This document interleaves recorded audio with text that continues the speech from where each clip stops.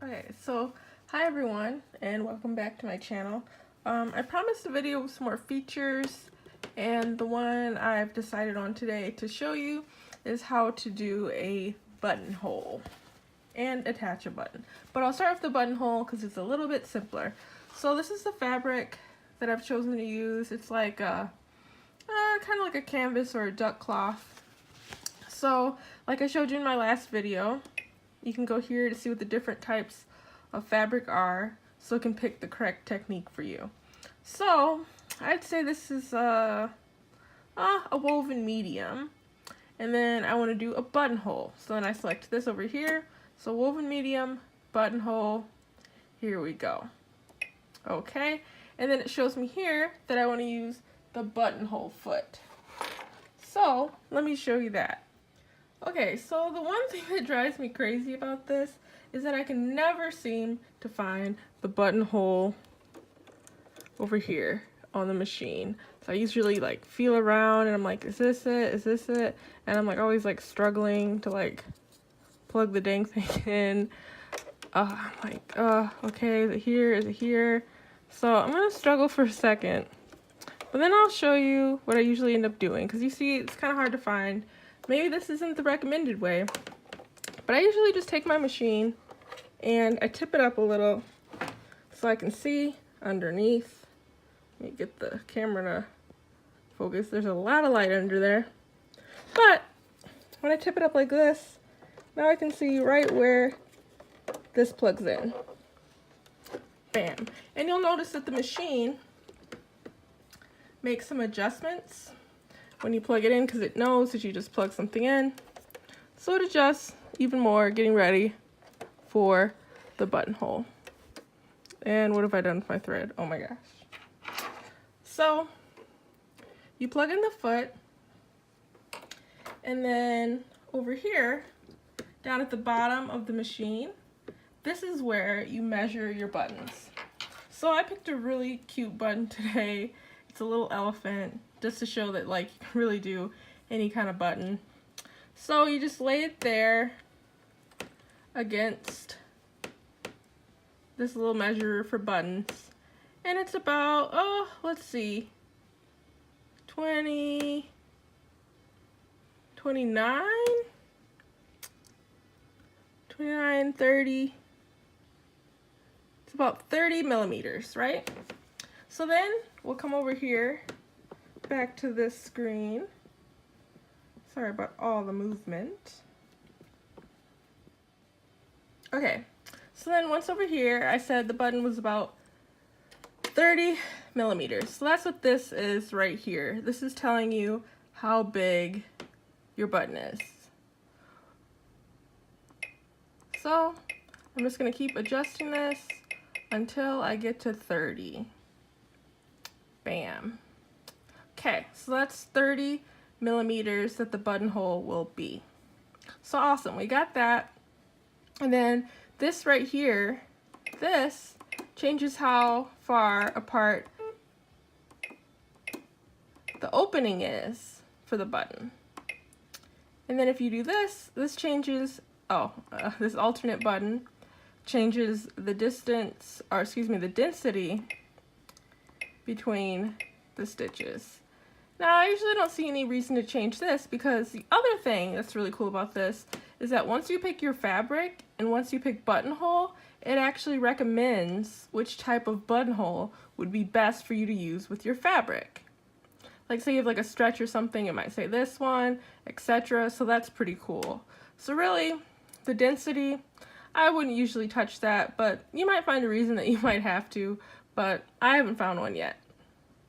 This, however, I see why you might want to change this, and then you'll notice that the recommended setting is in black, and when you change it on your own, it turns red. So if you ever change it, you can remember how to get back, because it'll be black and not red right down here. Okay, so once you have the size of your buttonhole set, you're gonna want to align this little part here, the white part, with the white, just like that. So once that's aligned, you're ready to get stitching. So I've reinforced my fabric, because it also tells you on the machine to reinforce the fabric. So I've reinforced my fabric. I just used like a cutaway stabilizer, but you could use anything, you know, use your own judgment there. So then I usually like to do a test too, because even though the machine tells you which direction the buttonhole is going to start and end, I always feel like my placement's off. So you're definitely going to want to test that. But for me, I'm just showing y'all. So this will just be my button. So you're going to want to get it aligned how you'd like, just like this. Then you're going to want to put the foot down. But, you know, a note here is that with this machine, what's really cool is that when you push the pedal, it sets the foot down, and then it'll just start sewing. Or if you take your foot off after you've pushed it once, it'll just put the foot down and it won't start sewing. So when you're doing a buttonhole, there's two different ways. You can either use the foot pedal, or you can unplug and you just push the start button and it'll stop when it's done. So first I'm going to show you with the foot pedal. Sorry you can't see that part, but I promise my foot's on the pedal. So you're going to want to hold the thread and get started. Now I find it at this point, I like to stop and I like to get rid of the thread because it's quite long, gets in the way. So you're just going to want to quick trim that and get it out the way. Bam. Okay, so then you push your foot down on the pedal again and you get going. And you're going to want to keep your hands here to just give it a little guidance. But for the most part, the machine has this covered.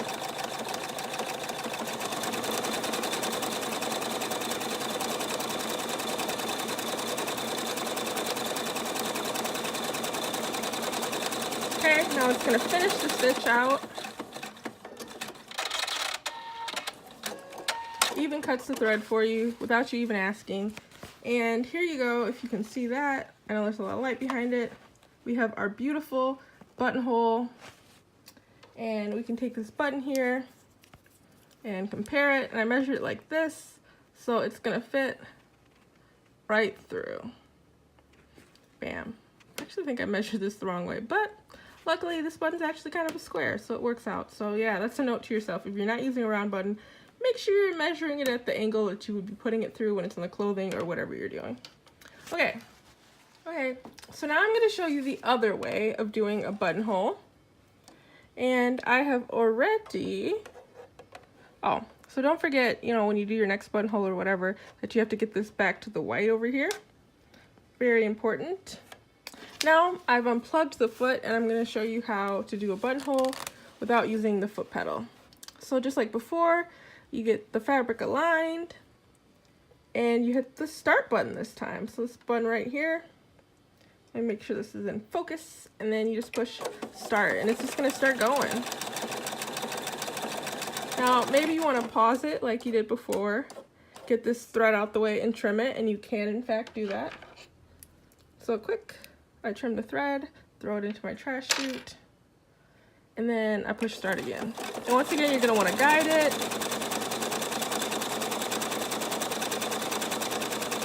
I don't know why, but both my buttonholes are kind of at an interesting angle here.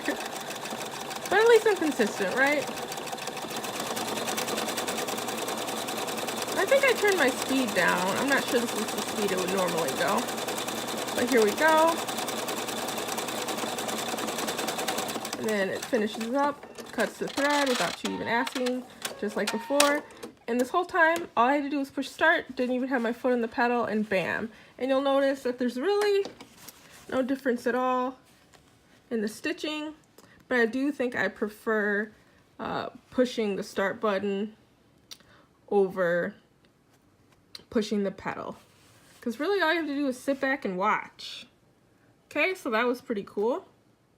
Okay, so this isn't really anything special for the Ruby. This is any buttonhole, but I'll go ahead and show you how you open up the hole for your button. So you're just going to want to stick a pin through like so. So it's right there at the end. You can see that. So then you stick your seam ripper through it just like this, and you pull it until the end. Oops. Sorry, I'm trying to do it on the camera at this weird angle and I'm struggling a bit. But you just go and it pulls right to the end, and then the pin stops you from ripping right through your buttonhole. And then there you go. You have your buttonhole. You take out the pin and bam! Our little elephant can climb right through. Ain't that cool? Okay, so now I'm going to show you how to attach a button. It's pretty different than probably the standard way to do it on any other machine, so here we go. Okay, so I found this really confusing the first time I did it because it was just so different than anything I'd ever done with any other machine I had. But the machine comes with this multi-purpose tool. I didn't even realize that's what it was called. I was just like, oh, there's this little hole in it. This must be to help you put in needles. And I was like, oh, that's totally pretty helpful. But this is also used for attaching buttons because it helps give you the proper space so you can stick the button through the hole without struggling. Because I always do that. I put the button on too tight, it's too hard to stick through the buttonhole. So this is a really awesome tool for that. So let me show you over here on the screen. So we already have our fabric selected, this medium woven fabric. Then you're gonna go over here, you're gonna hit button, and it switches to button. Now, you need to know what the distance is between your buttonholes. So there's lots of different ways to do this. Here's the button. You can use this area right down here. You could kind of use this to like estimate, or you could just use a ruler, which I probably honestly would do because it's a little bit hard to see here what it is, the button this size. So okay, so you'll notice here that the largest the distance between the buttons goes is 7.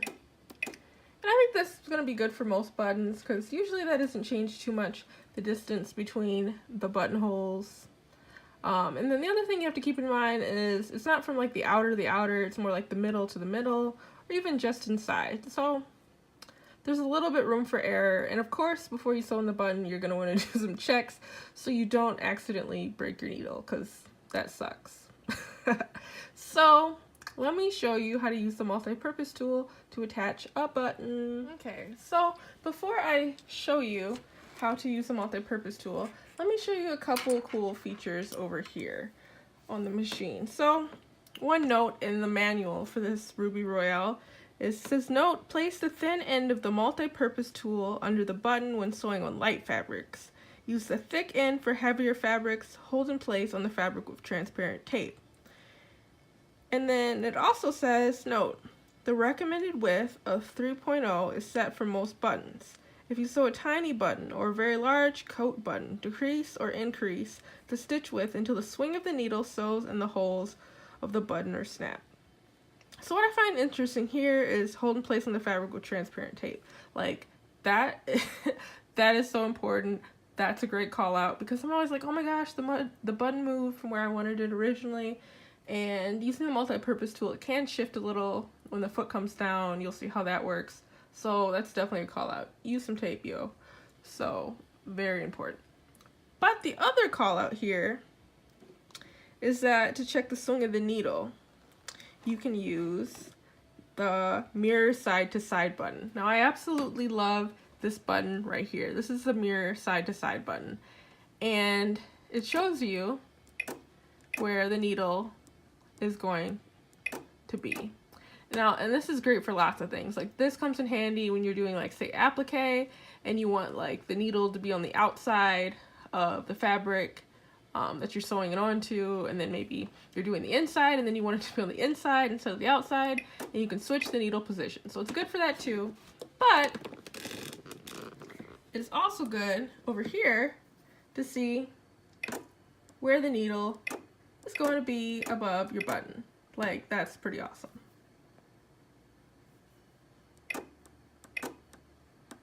So you can check before you break your needle. Love it. Okay, so I was gonna skip this part, but then I was like, oh, you guys probably want to see how to use the transparent tape. I've never done this before, so let's have some fun together. Anyway, so first of all, you see that there's the thicker end over here and the thinner end of the multi-purpose tool. So we want the thinner end, right? And we want it outward like this. Then we want our button over it.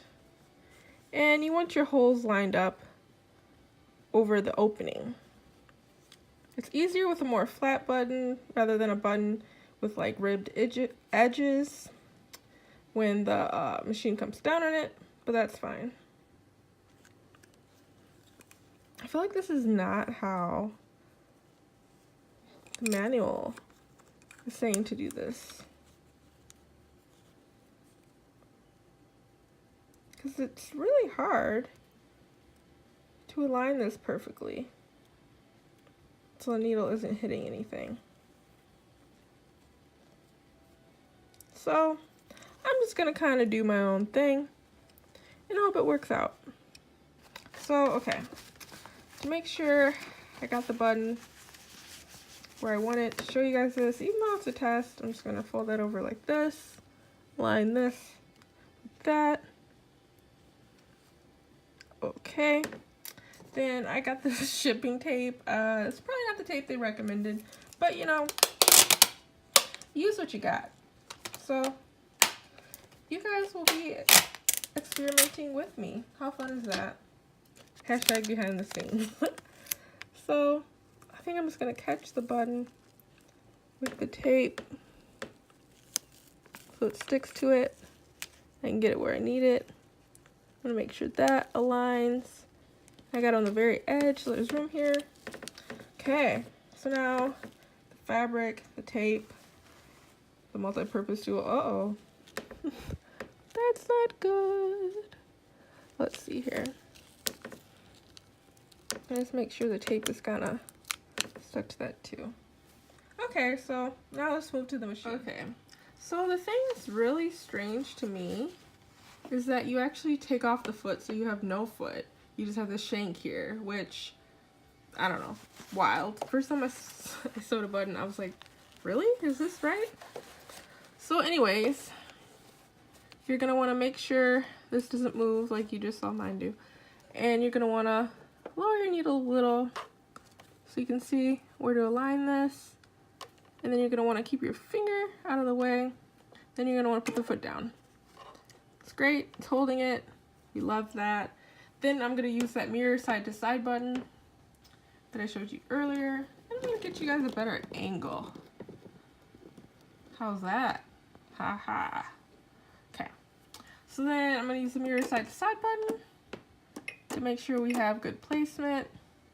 And it's a little close for my taste, and I had it like set at like 6.5 millimeters. So I'm gonna change a little, and I think that's good. But what I like to do, what I like to do is to do a couple stitches back and forth. But I just remembered something else I hadn't shown you. So let me just quick show you that. So what I forgot to show you over here is that there's this button here where you can increase the number of times the needle is going to go back and forth over the button. It's going to reinforce the stitch. So you could do 4, you could do 10, you could do 12, 14, wow, okay, all the way up to 16. 16 is a lot, so I'm probably just gonna go with 8, which is the default. Okay, great. So now you've seen that, and you remember this mirror side to side button. Make sure your placement's right. Okay, so like I was saying, I like to do a couple stitches by hand to make sure it's placed properly, and it is. So this is another time that it's great to have the foot pedal unplugged, so you can just hit the start button. So here we go, and you pray that all your settings were correct. And as a side note, you probably don't want to cover your entire button in tape like I did, because it might be hard to pull off. But if you don't use packaging tape, it probably wouldn't be so hard to pull off, because regular tape rips easily. So anyways, here we go. Looks like we slipped a stitch there. So I'm gonna do it again, because that's probably because I did it by hand. So let's see. There we go. So you can see there, it reinforced it, and then we'll make sure our stitch is cut. Looking good. Then you slip this out from the back. Okay, so good news, y'all. The tape pulled off really easily, and it held the button really great in place, so I love that. And then another thing to note here is that the machine does in fact pull the thread to the back and ties it in a knot. That's pretty cool. So your button is reinforced, and you can see that there's a little bit of slack here because of the multi-purpose tool, but we like that because now it's going to be much easier to slip through our buttonhole. Now you want to get rid of your excess stabilizer. Okay. Oh, let me zoom out a bit. Okay. So here's our button. Here's our buttonhole we opened because we only opened one of them. And I'm just going to slip it through this hole and hope for the best.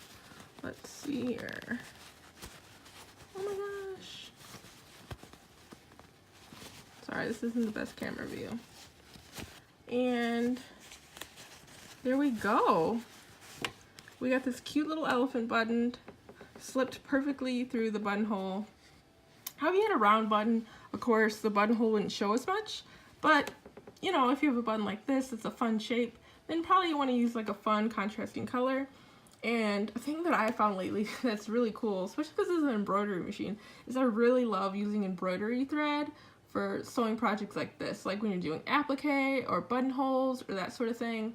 Really depends on your fabric, of course, because you might want a thicker thread for strength, but I mean, think outside the box. Like, use embroidery thread for things other than embroidering.